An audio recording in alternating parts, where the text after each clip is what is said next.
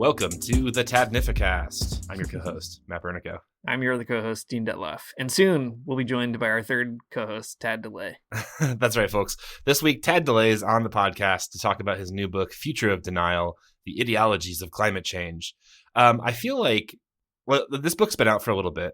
It came out a while ago, and we had a podcast Discord channel reading group about it. And it is a book that I have I read very slowly, and that was a cool experience. And I read it with other people, and I'm super excited to kind of hear Tad talk about it and maybe get some of his background perspective on the book, because it is like a really phenomenal read. It is a book about climate change, and that is cool. There's lots of great climate science in there. You can learn about all of the big extinctions and epochs and greenwashing, all of that kind of stuff. But it's also a book about psychoanalysis and ideology and denial, like what that means psychoanalytically. And I think it's just such a cool book that incorporates both of those things for a really critical perspective that has really sharpened my brain when it comes to thinking about climate change. So really excited to have Tad on the show to talk about the book. And I hope if you haven't read it already, you go and buy his book. It's on Verso, so go get it there. At the end of the show, Tad notes that you can use the promo code DENIAL to get a discount on the book, which I think is extremely funny. Dean, what's your feeling about it? I agree. It's great. It will give you the tools to be mad at liberalism in the absolutely weirdest way possible, which is a positive thing, in my opinion.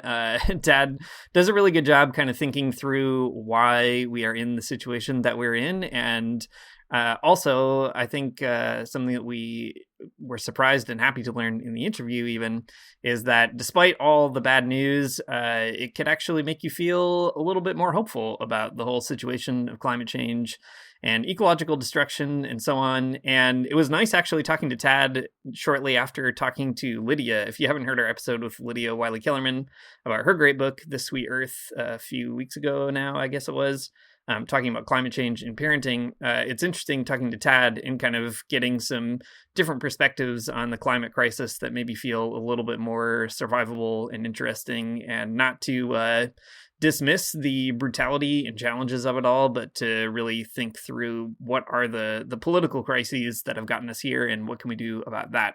So it's a great interview, and you can learn all kinds of great Lacanian tools to impress your friends or alienate them at parties. Definitely bring this book to the next party you go to. Read people passages from it. They will really enjoy that, I'm sure, and you'll make a lot of new friends along the way. All right, enough from us. Let's go to Tad. Tad, welcome back to the show. This is your third time here. You've reached the upper echelons of podcast guesthood. Incredible work. We'll have to get you like a Magnificast jacket to commemorate the occasion. But this time, you're back to talk about your brand new book, Future of Denial, The Ideologies of Climate Change. And before we jump into the hard-hitting questions that we're going to ask you, can you maybe just take a minute and like walk us through the book? What's this one about? And I guess, how did you come to it? Yeah, well, so I guess you guys know that you're sort of indirectly responsible for this book happening in the first place. So which kind of brings us to why I wrote the book, I guess. So, in 2019, I was on talking about my last book on white evangelicalism. And a certain listener, China Mayeville, to your podcast apparently heard me and really liked some of the stuff that I had talked about. And he and his colleague, Richard Seymour, started following me and having some discussions, and both of them started supporting me on Patreon. I was, an independent scholar at the time. China I actually spoke with for months before realizing who he was, because he was using a pseudonym online. So I had no idea who this person was that I was talking to that was really interested in my work. But then I awoke one morning to an email set from an editor at Verso saying that, his colleagues, China Mayeville and Richard Seymour, had been talking about my work, and did I have any sort of a project on the horizon that might be suitable. So this all kind of dropped into my lap in a surprising way. And I had been, so this is late 2020. There was a lot going on that year. There was a global pandemic. There had been the George Floyd Black Lives Matter protest over the summer. There was an election approaching. My first child had been born that summer. And also there was this really vivid scene that had been kind of lingering in my mind in Portland, where vigilantes were setting up road checkpoints on the idea that that the unprecedented wildfires, which were turning the whole Pacific Northwest and California coastline, some people might remember these vivid images of orange skies. There were these vigilantes setting up road checkpoints looking for Antifa arsonists that were reportedly setting all of the fires. And so I was, I had that, and also I had, earlier in the year in the background, the collapse of the Bernie campaign, and just kind of this lesson that liberals will not let you have nice things. And so all of this was kind of swirling in the back of my head, and of course, before the Bernie campaign, also the Corbyn, platform had also been rejected a few months prior to that. Both of them were proposing the most ambitious climate legislation that either of their nations had ever seen before. And we saw how the establishment reacts to those types of things. So I guess to say it all, I had kind of like a running list of things that started feeling like climate change denial in the background, rejection of types of platforms that we need, or vigilantes setting up checkpoints looking for imaginary leftists setting fires, Greece putting up nets in the Aegean Sea to capture Syrian migrants being displaced by a civil war, which in turn was triggered by a drought in part. I started seeing all of these things that felt like manifestations of denial, but had nothing to do with the sort of traditional "I do not believe in science" denial, right? So I wanted to kind of say, from a psychoanalytic and Marxist angle, what does it look like when certain social logics or drives or repetitions or repressions manifest behaviorally in ways that aren't in any way overtly about climate denial, but nevertheless are more or less what I guess what I'm trying to say is that there are ways that people respond to manifest denial that just aren't overtly cognitively aware of the climate crisis, right? But nevertheless are expressing what would happen if somebody who doesn't care about or know about the climate is suddenly faced with its effects. So this is where the book comes from, and it's out now. So there we go. That's right. It is out now, and all thanks to the Magnificast bump, and of course Tad's great work. So there you have it. China, if you're listening, you can come on the show whenever. We'll discover if in fact you are still a listener. It's been great to kind of get to know your work, Tad, and Matt and I refer to it a lot on other episodes, and I feel like it's also really informed kind of the approach we've taken ourselves to evangelicalism. So it's nice to also just get your voice in the mix here on some other issues, climate and so on. And I think maybe when we last had you on, it must have been after Biden's election. And I think we were talking about some of these themes, and you had just been beginning to work on the book. And I remember at that time thinking, oh man, this is going to be some great instructive stuff on climate denial in the kind of liberal sense. So now that we've got it, we've got lots of questions for you. And we also had a small reading group in our podcast Discord, and a number of listeners had read the book and talked about it together and came up with some questions too. So we'll get to those a little bit later on. Matt and I are taking our podcast privileges as hosts to get our own questions, I guess, out here. And then we'll crowdsource our collective inquiry. So there's a lot of scientific stuff going on in this book, rightly so. It's a book about climate change. But the thesis really centers on this idea, as you were just saying, of climate denial. And could you maybe do a little table setting for us around what do you mean by words like denial in a particular way? What is climate change denial as you're talking about it in the book? And what does it mean to be a climate denier? Right. So let's back. So the traditional way that we talk about climate change denial is sort of there was a range. We think of climate change denial as people saying, I do not believe in the science, or I do not believe that global warming is happening, or that it's anthropogenic. And there's a range of strategies that were more or less pioneered in the 80s and 90s by a bunch of conservative think tanks getting money from the fossil fuel industry that sort of pioneered, it's variance in the sun, we were talking about just if an extra 100 or 200 parts per million, how much can that really change? Things like this, right? So we traditionally talk about climate denial as a sort of conscious rejection, right? And I'm trying to say that climate denial should be a flexible term designating a broad range of activity. And we need to think of it as a type of tendency to negate threats that have to be in accord with certain material relations, right? And so we get generation of symptomatic activity in order to justify, curate, and maintain regimes of power and material relations, right? So the traditional way that this works is that, you have roughly, depending on how we ask the question, something like half of Americans, depending on the polling, in the 50s to 70% of Americans believing in climate change and in half not, right? I think the latest polling says that about low 70% believe that the climate is changing. Something like mid 60s believe that it's anthropogenic, right? Or high 50s, right? And the belief for a while is that this can only go inexorably up, right? So any little incremental change you get people, more knowledgeable about the science, or they vividly see the effects, they have to keep believing. But that actually turns out to not be true, right? And then we actually have recent social science. This is not in my book because it is so recent, but recent evidence tells us that among Democrats, belief in anthropogenic climate change has actually fallen from 72% to 60% just over the last 5 or 6 years, right? Now, to anybody who's fluent in philosophy or religious studies, this shouldn't be that surprising, right? Because actually people are not that interested in the truth of what they believe or even what they believe. Very often people are perfectly content to not really ever take any sort of uh, conscious invested project in what they actually believe about anything, right? People kind of inherit beliefs. They believe them very loosely, carelessly. If you challenge them on something, they'll just decide they believe something completely different very quickly, right? This is something that we are familiar with in humanities world, but it does not seem to penetrate climate discourse worlds, right? And so that's kind of what I'm trying to get into is that, okay, so the psychoanalysis, for example, gives us a range of activity of ways to think about what denial is, right?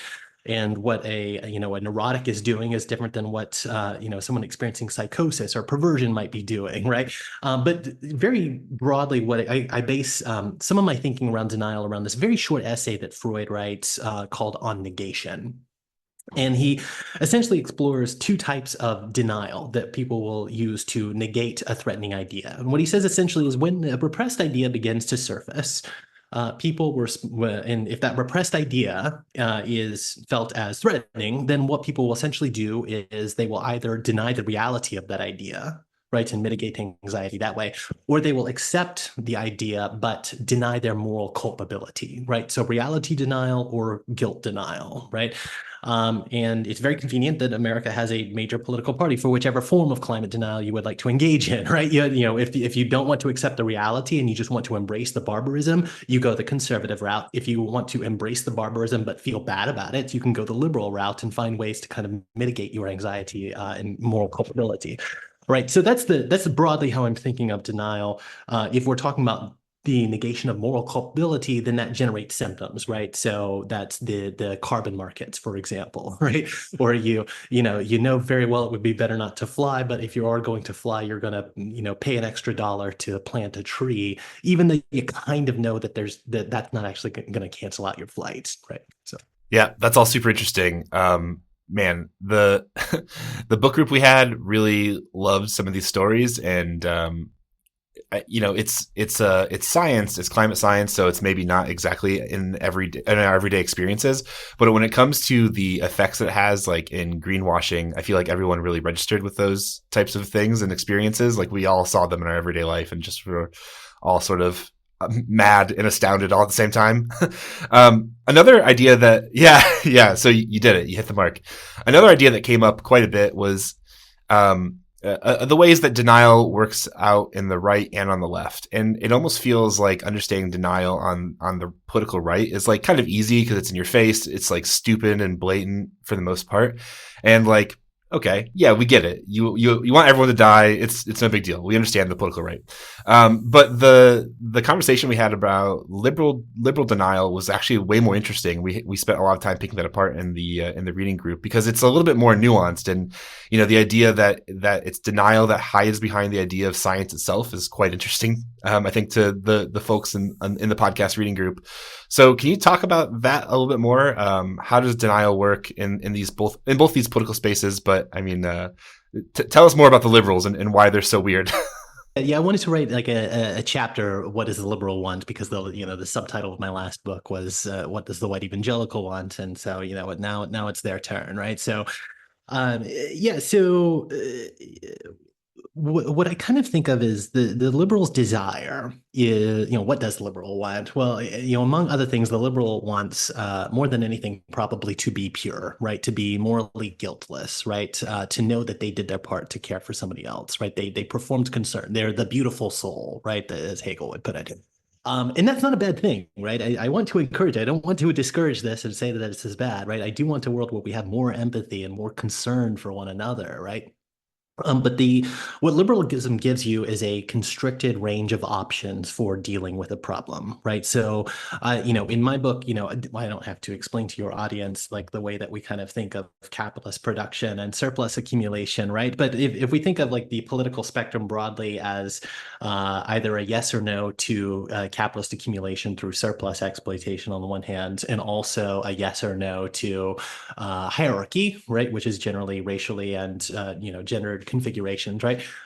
Then the conservative is the one that says yes to capitalism and yes to hierarchy. The liberal is the one that says yes to capitalism and no to hierarchy, or at least fewer hierarchies, right? Which kind of puts liberalism in kind of the center of the political spectrum, and often veering right in actual governance, right?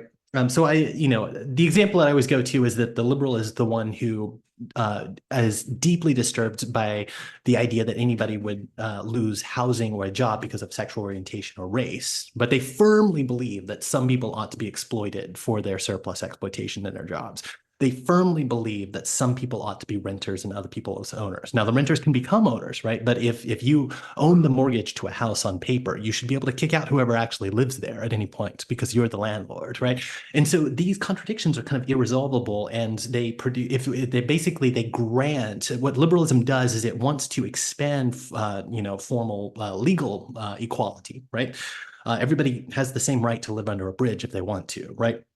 But we're not going to expand the resources. We're not going to address the social question to actually have social equality, right? And so, um, in terms of how this kind of intersects with climate world, well, it means for example, that we're not going to have a planned economy to rapidly transition our energy system in the way that we need. What we're going to have instead are market incentives and sort of nudge things through various feed-in tariffs or tax incentives in order to produce a private market that gives us an energy transition. And if there's more that, if there's more that you would like me to go into that, I'm happy to, of course.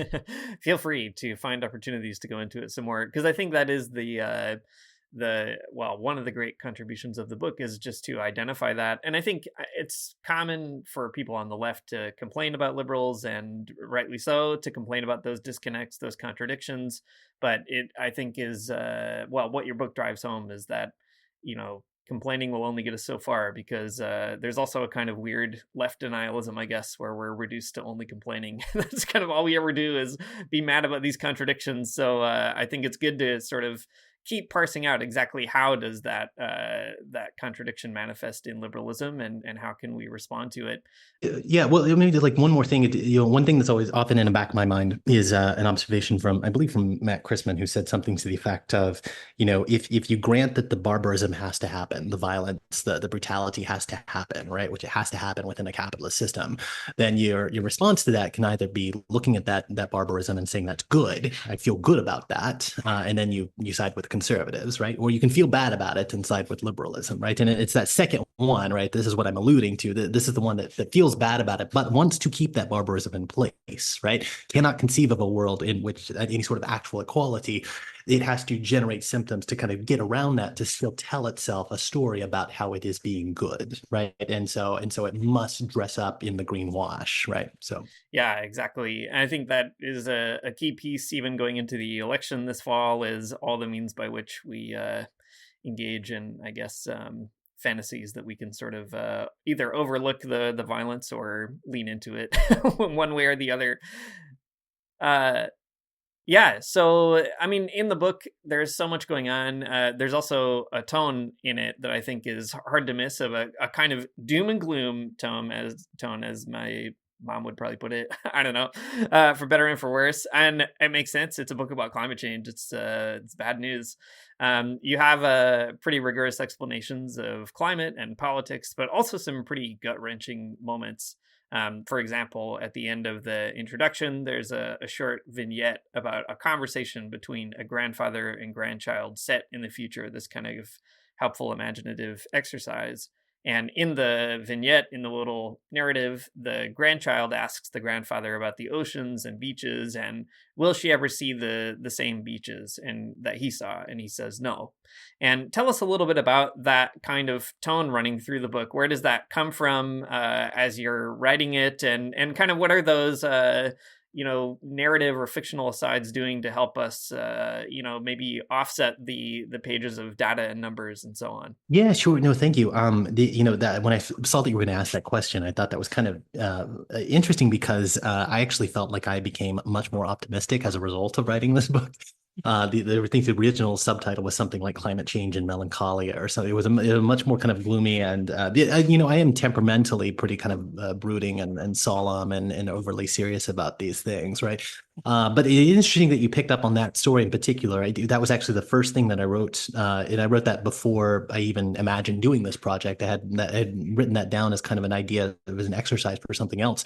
And it's probably parts of it are the last thing that I wrote as well, because I modified it from once I kind of became more aware of the scientific literature. I modeled that on shared socioeconomic pathway 3, which you guys and some of your listeners may be familiar with what I'm talking about there. But this is the pathway that is not usually talked about as much in the modeling literature, but seems to me most consistent with a Marxist framework for what the future might be like. And so it's it's before the project on one hand, and then it's after the project at the end. And yeah, so I wanted to imagine like what would it be for my grandchild to explain to his grandchild about like how yes, there used to be shorelines that weren't ruined yet, and there used to not be sentry drones guarding against migrants, and there used to not be food crises and buildings tumbling into the shoreline because their base foundations are underwater, right? What would it be like to explain that to a child?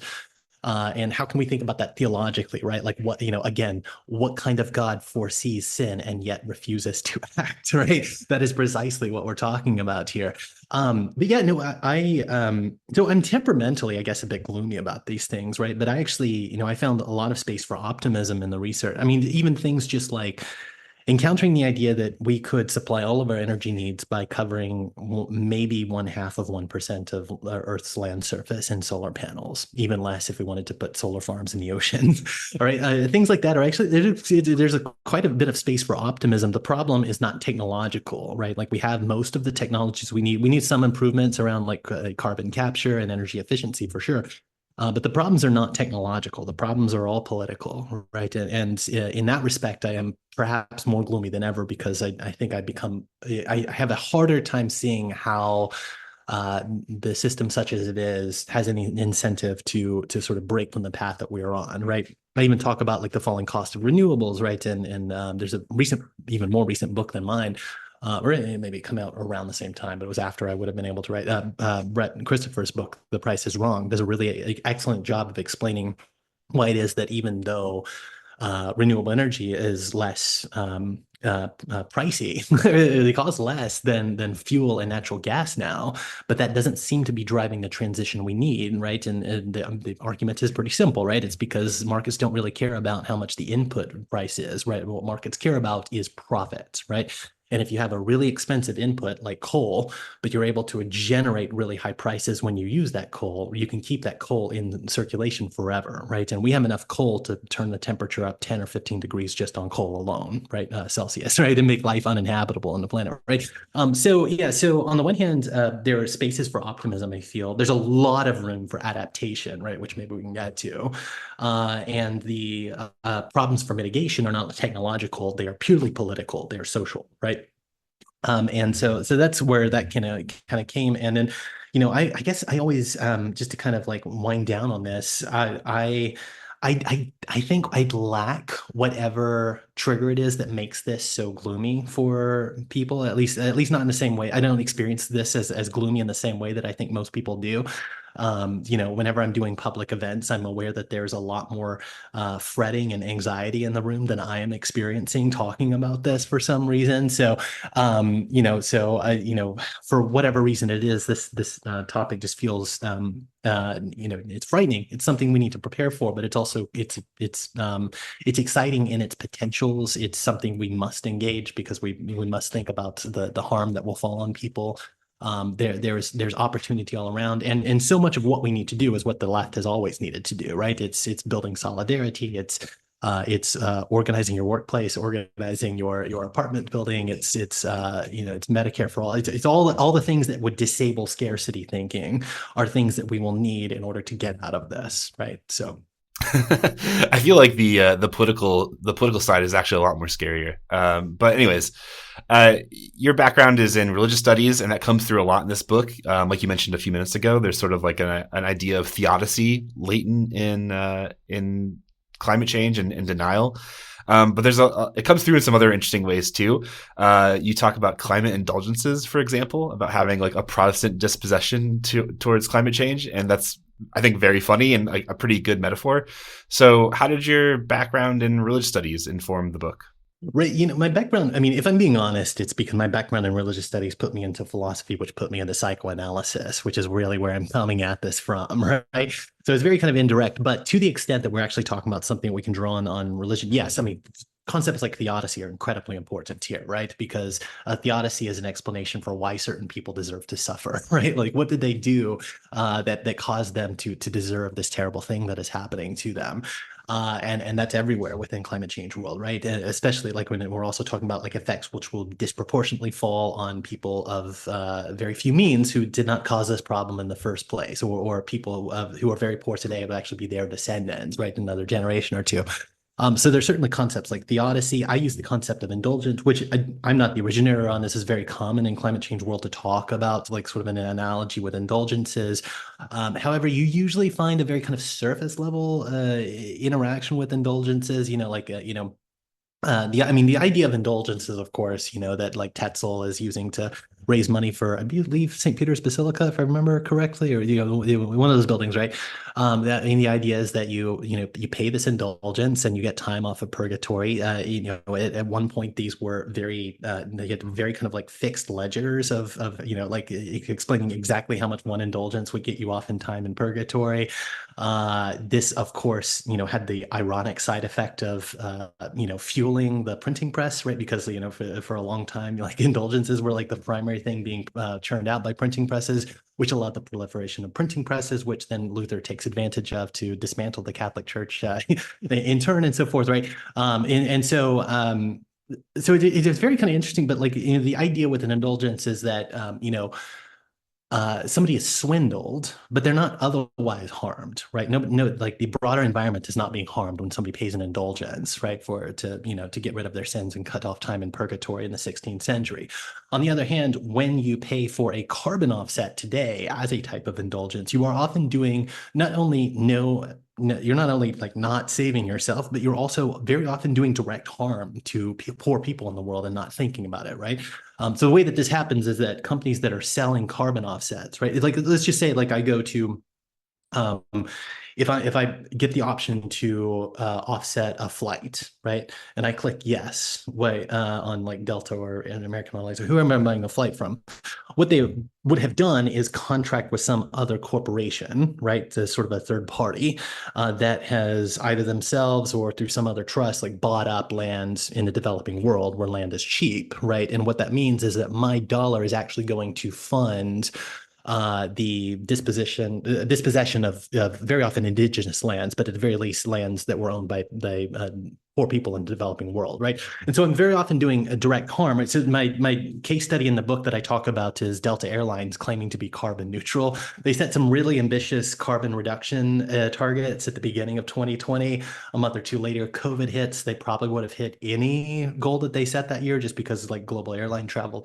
tanked. But they started saying in 2020 that going forward, you can be assured that your any ticket you book with a Delta is carbon neutral, right?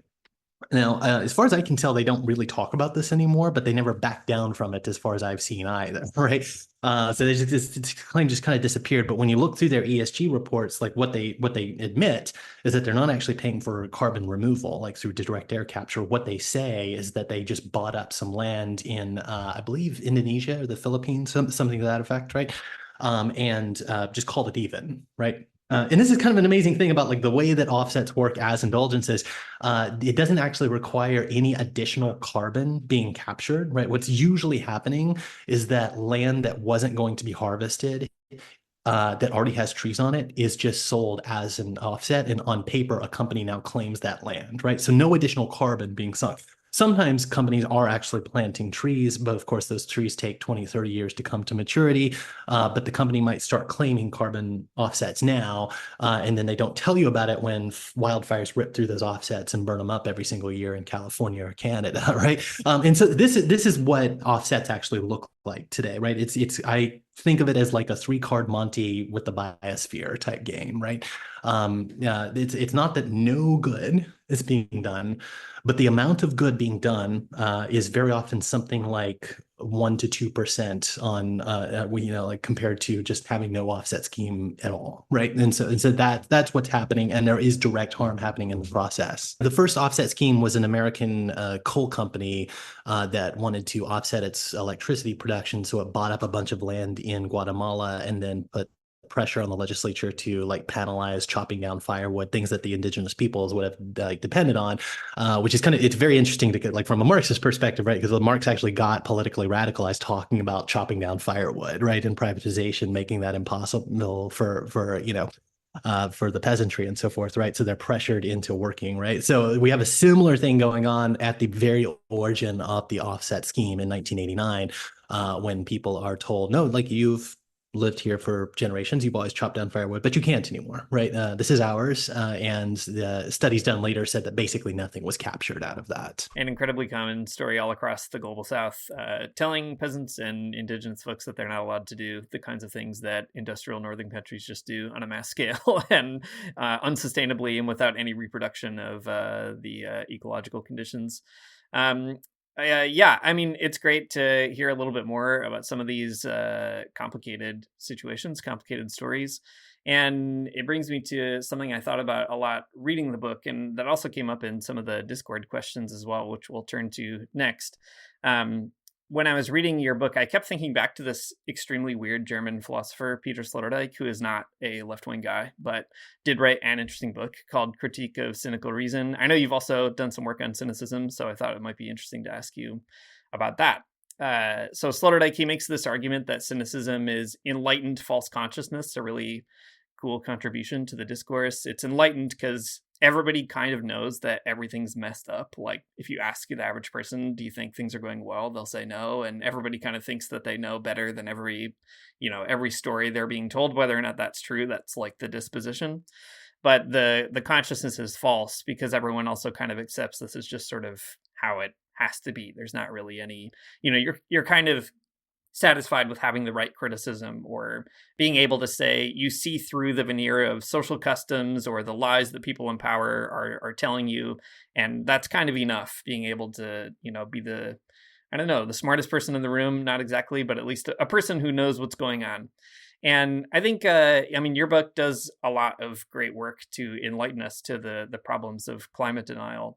But how do we kind of pierce that cynical false consciousness that takes enlightenment to be almost like a depressing end in itself? And I mean, it's not your job to like figure out the world revolution in your book tomorrow for sure. So not meaning to put too heavy of a burden on you, but just thinking through that temptation to cynicism. And as we've been talking even in this conversation, the political situation is even more depressing than the climate situation in many respects. So how can we kind of think through, what to do with our climate cynicism?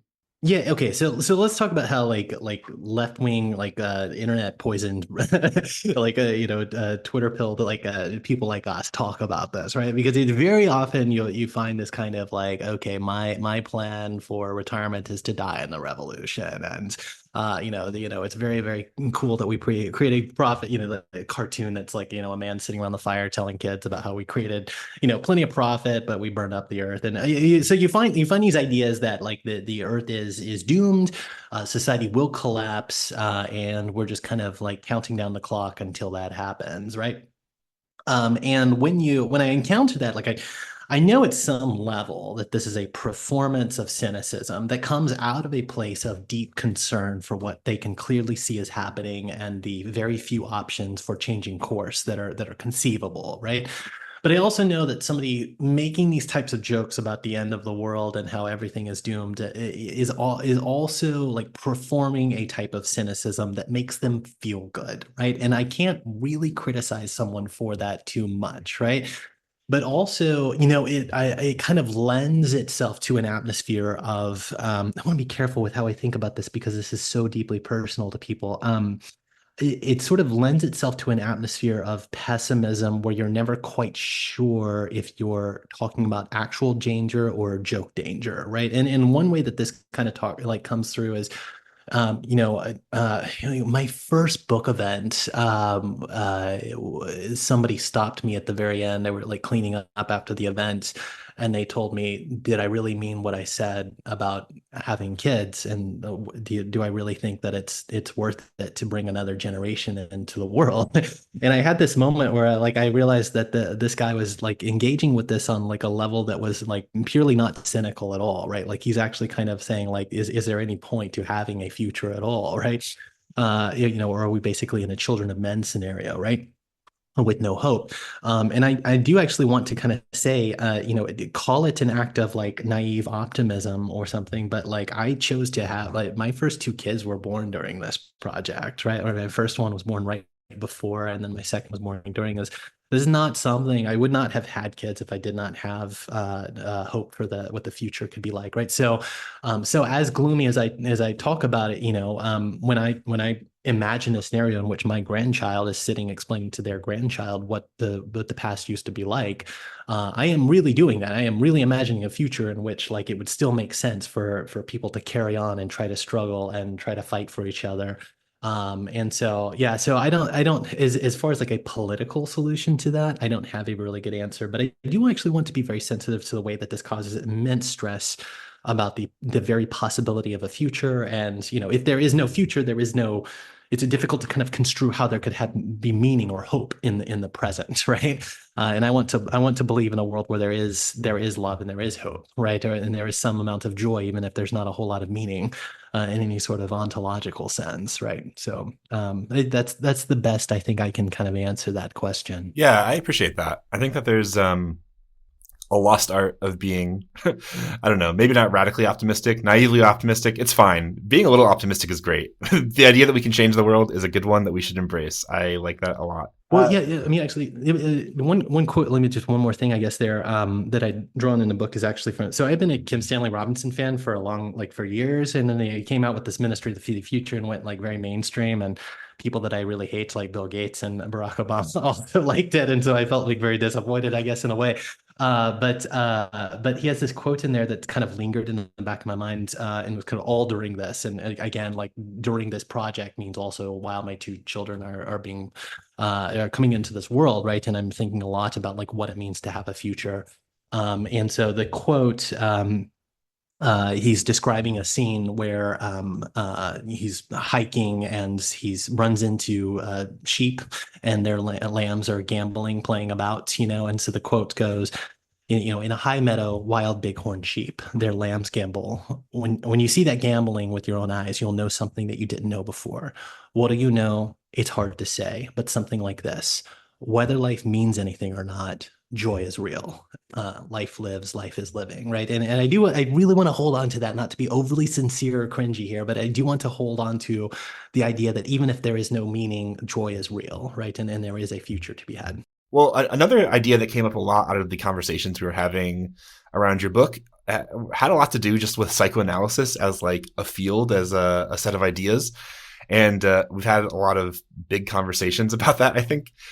And people are dying to know what your take is on psychoanalysis, like, and what it's giving to your book. Like, how do you respond to trends in modern psychology that might say that psychoanalysis is outdated or something like that? I guess, how are you using psychoanalysis, and like, what does it mean for your particular method of kind of coming at this, at the idea of denial and climate change? Right. Yeah. So like, why am I using this like pseudoscience, like magic incantation, style of thinking about the psyche, right?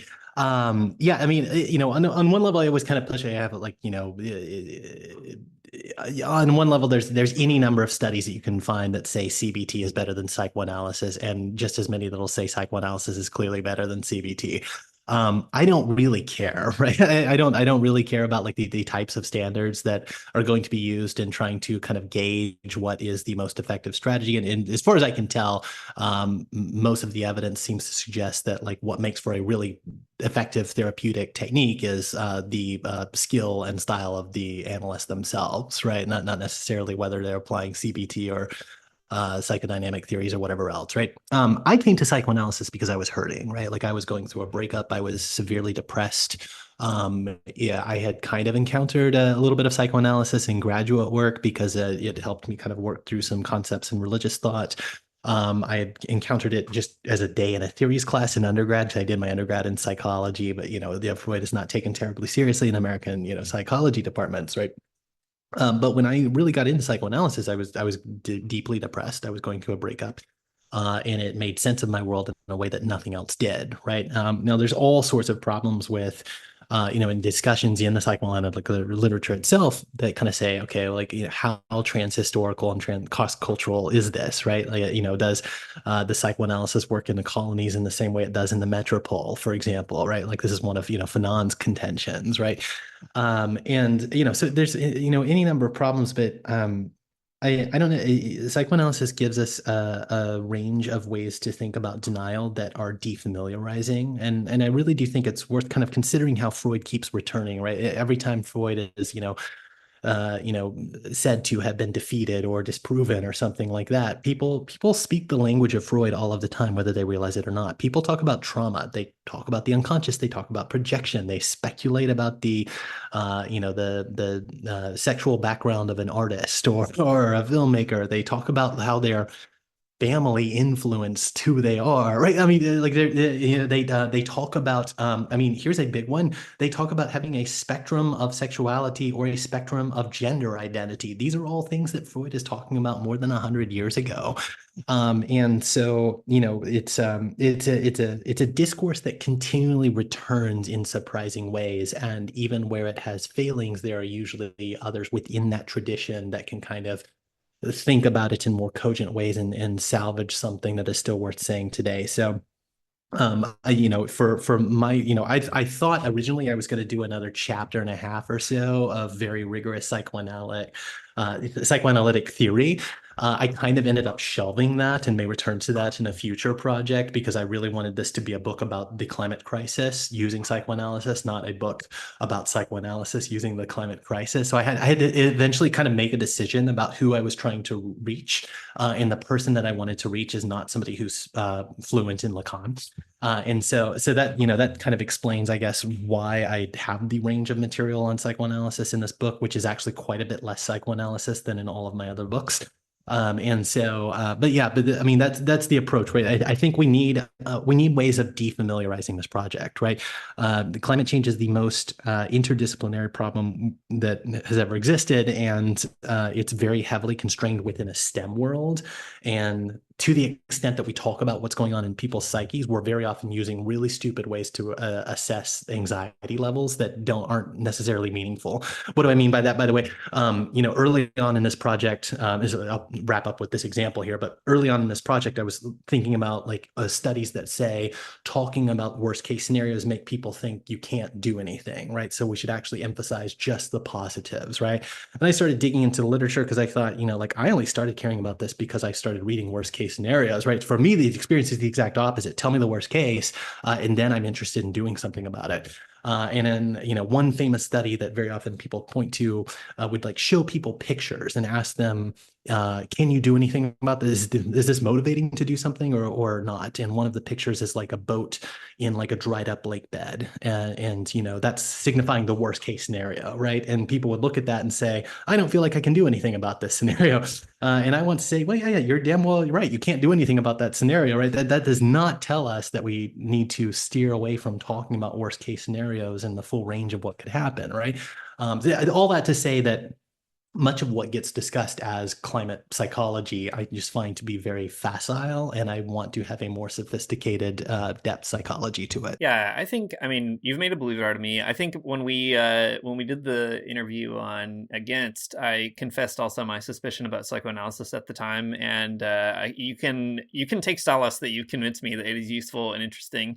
And I think the way that you put it just now is exactly why, that it defamiliarizes our situation, and it also provides certain explanations in which we can see ourselves or see the world that makes sense. I mean, whether they're scientifically universalizable or whatever is secondary, but there's something important there for sure. And I think the fact that you do come to it with a sort of, not as a therapist, but as a person interested in kind of a therapeutic discourse, also helps to kind of, I don't know, guide people through the text in an interesting way. And it reminds me of a good question we had in the Discord, which was, how did you handle your own grief and hope in the process of writing the book? Once you're kind of aware of the worst case scenario, how do you process that grief and act with hope and intention moving forward? And I really like that you mentioned already in the introduction that you had started out as more of a pessimist and kind of grew more hopeful as you wrote it. So beyond just kind of processing, also maybe at an individual level, are there kind of organizations or sources that you look to that are maybe metabolizing that grief and hope on a social and systemic level? So how did you process it writing it? And maybe what are you looking around to in the social environment that kind of helps that out as well? Yeah, wow, that's a great question. I think that probably what helped me the most was kind of getting my head around the difference between mitigation and adaptation, as technical as that sounds, because I think everybody that's coming at this from a question of anxiety is always thinking, what can I do to stop this, right? And the moment that you kind of say, okay, you are not going to stop the progress of this storm, right? If your city completely decarbonized, it would be the smallest fraction of 1/100th of a degree difference on a century time scale, right? The magnitude of this problem is almost incomprehensible. You are not going to stop this, right? What you can do is a million different little things to make life more bearable, livable, to think about those who will be harmed, and it's really kind of getting into that discourse of saying, okay, climate mitigation is a very small number of strategies that you probably don't have options to do much about, right? It's improving efficiencies, it's decarbonizing electricity and electrifying everything, and carbon capture for the rest. By the way, if you're a student trying to figure out like what to do with your life, you might go into those fields so that you can do something about it. You might like seriously consider devoting your life to this cause, right? This is the most important thing that's ever happened since the invention of agriculture, right? So like maybe consider going into that and doing something in those fields, right? If you're not in those fields, things that you can do are everything from uh, you know, uh, like I already mentioned, like unionizing your workplace or your apartment building, doing the solidarity work, to thinking about like going into like civil governance or policy. Or we're going to need all kinds of types of adaptations. People always talk about like seawalls or more fire insurance or something like that. But we'll also need to like we'll need to think about like what happens when food prices spike, and which will be used as a way for inflation to spike. And inflation is there's many causes to inflation, but one thing that always happens is that the owners of businesses are choosing to like extract more, right? They're choosing to raise prices, right? Like so those are on the horizon, which means that homelessness spikes are on the horizon, which means that addiction and domestic violence and all kinds of other things that go along with economic stress are on the horizon. There are so people displaced, people that need shelter, right? There's so many things to get involved with, and I would even say are you somebody with a lawyer degree or a public relations background, right? There's probably things that you could do that would accentuate the work that young climate activists without expertise or credentials are already doing in your community. There are probably things that you could do to actually support people that are already doing important work on the ground, right? I always think of, for example, I think I told him this at some point, a friend of the show, Ryan Cagle, comes up with this idea of like a Narcan vending machine, right? And I don't mean to like make this about climate, but like we need like really creative options for when the addictions spike, right? When the depression set in, right? We need to figure out the creative ways to like think about taking care of each other. And to me, that's intrinsically motivating, right? Thinking, and I try to do my small part as a researcher and as a teacher and as plugged into some level of community activism. But listeners can probably start to be thinking about like what your expertise and your passions and your connections are, and that to me is intrinsically motivating and hopeful. Yeah, that's such a cool. That's such a good note to end it on. Maybe that there are things that you can do. There are places that you can plug into different social movements and even professional backgrounds. It's a great idea though that there's just like there are things to do. There are ways to mitigate and to adapt and to build solidarity that we need to kind of investigate more. And of course, I will take any opportunity to praise Ryan Cagle that I can and his great wacky ideas. All very good stuff. Tad, thanks so much for coming on the show to talk about the book. Really excited about it. Where can people find the book? Where can they find you? What would you like to plug? Yeah, so my website is taddelay.com or at taddelay on Twitter. I think the cheapest option still to get the book is at Verso's website. And if you use the promo code denial at checkout, it's like it's like 20 or 30% off or something like that. And that works for the ebook as well, which brings the price, depending on what their sale is right now, it's anywhere from $2 to $6 if you use the promo code. I guess also I'll say I have a podcast version of it. I produced a 3 or 4 episode podcast to get the research out there for people who maybe aren't going to read a book, but will listen to some audio. There's no audiobook yet, so that's my workaround. So read it, interact. Always happy to take questions from people. I'm pretty easy to find if you want to email me at taddelay@gmail.com. If there's anything I can do to support people in the work that they're doing in their particular circumstance, always happy to do that. So but thanks for the opportunity. I really appreciate being able to talk about this book and to do so on a podcast that is kind of indirectly instrumental to it. So yeah, I appreciate it. Thanks for listening to the Magnificast. If you like what you heard, you can support us on Patreon at patreon.com/the Magnificast. Don't get it twisted. This is a special Magnificast exceptional episode. But we are still the Magnificast, and we'll be back next week, as always. If you go there, you can get an invite to our Discord, where some folks read this book in particular and are also talking about all kinds of other interesting stuff. A lot going on in there lately. It's a great community of folks.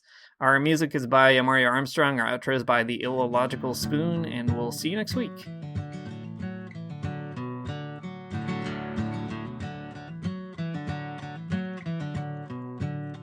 I don't wanna get up for church in the morning, souls alive. Heaven come to earth and there won't be no church. We'll meet down by the riverside. There we'll swim with all creation. Never get tired, never bored. Don't worry, someday there'll be no dam between us and our Lord.